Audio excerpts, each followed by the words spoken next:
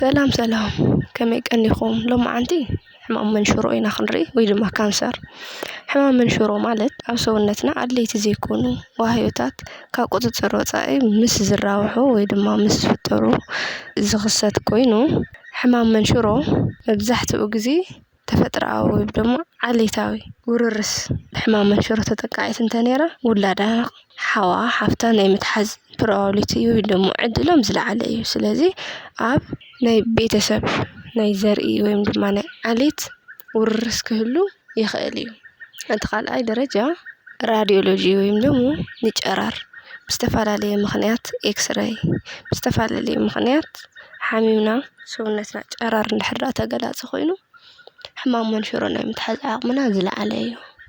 ሳልሳይ ደረጃ ሲጋራ ምጫስ ተደጋጋሚ ግዜ ሲጋራ ምስ ነትክኽ ሕማም መንሽሮ ናይ ምትሓዝ ዓቕምና ዝለዓለ እዩ። እቲ ካሊእ ብፍላይ ንደቂ ኣንስትዮ ካብ 15 ክሳብ 49 ዘሎ ዕድሚአን ባክተርያል ቫጂኖሲስ ወይ ከዓ ቫጃይናል ካንዲዲያሲስ ዝበሃል ብባክተርያ ከምኡውን ብፋንገስ ዝመፁ ናይ ደጋዊ ክፋል ማህፀን ሕማም እንተደጋጋሚ ግዜ ሓንቲ ጓል ኣንስተይቲ ከይተሓከመቶ ብዙሕ ግዜ ምስ እትፀንሕ ሕማቕ ጨና ዘለዎ ፈሳሲ ክፈስስ ማህፀና ክሕኸኻ ይኽእል እዩ።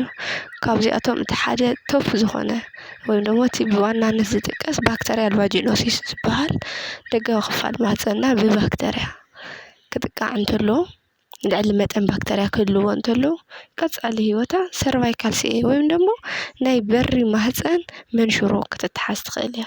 ስለዚ ብፆታዊ ርክብ ዝመሓላለፉ ሕማማት ከምኡውን ደጋዊ ክፋል ማህፀንና ዘለውዎ መጠን ባክተርያ ክደራበሽ እንተሎ በዝሑ ክውስኽ እንተሎ እሞ ንተደጋጋሚ ግዜ ከይተሓከምናዮ ክንፀንሕ ከለና ናይ ኣፍ በሪ ማህፀን መንሽሮ ናይ ምትሓዝ ዓቕምና ዝለዓለ እዩ። ስለዚ እንተኺኢልና ገና እዚ ሕማም እዚ ቅድሚ ምጅማሩ ወይ ድማ ኣብ ምጅማሩ ከሎ ሰውነትና ክንምርመር ዓርስና ክንፈልጥ ኣድላይ ዝኾነ መድሓኒት ክንወስድ ካብ ከቢድ ዝኾነ ሓደጋ ካብ ከቢድ ዝኾነ ሳዕቤን ዓርስና ክንከላኸል ይግበአና።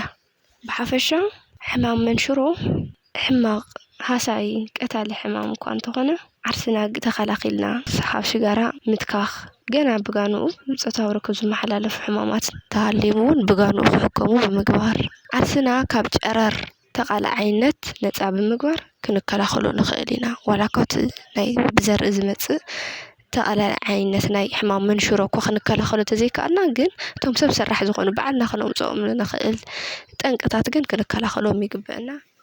ሰላምኩም ይብዛሕ።